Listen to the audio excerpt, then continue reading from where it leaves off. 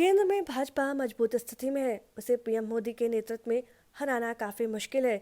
इसके लिए विपक्षी पार्टियां महागठबंधन कर चुकी हैं, जो असफल रहा। अब एनसीपी प्रमुख शरद पवार नया मोर्चा खोलना चाहते हैं।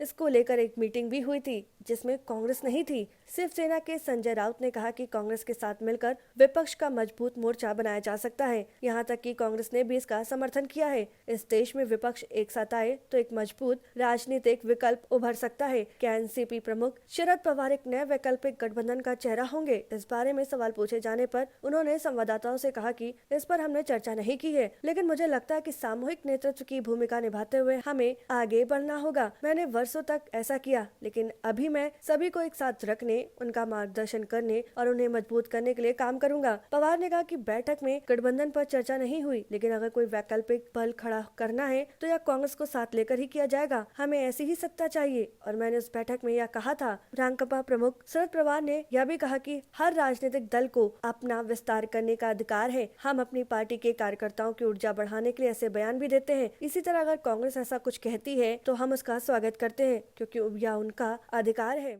नहीं है। पवार साहब ने कहा कि कांग्रेस को साथ लेकर ही अपोजिशन का एक मजबूत फ्रंट बन सकता है, और ये नई बात नहीं, हमने भी यही कहा है।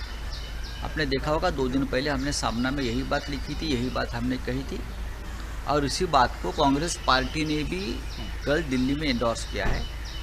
दिनेश गुंडूराव जी का स्टेटमेंट मैं पढ़ रहा था, उसने शिवसेना ने जो कहा उसको एंडोर्स किया है कि शिवसेना की भूमिका जो है वो सही है, कि कांग्रेस के साथ पवार साहब है और सभी विरोधी दल को लेकर एक मजबूत फ्रंट बनाने की जो कोशिश है वो हो सकती है, लेकिन कांग्रेस उसमें महत्वपूर्ण भूमिका निभा सकती है।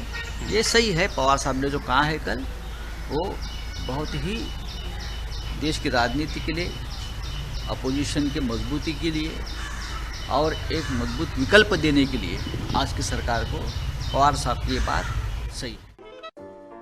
अगर आपको हमारा वीडियो पसंद आया हो तो इसे लाइक करें, सब्सक्राइब करें और साथ ही बेल आइकन दबाना ना भूलें।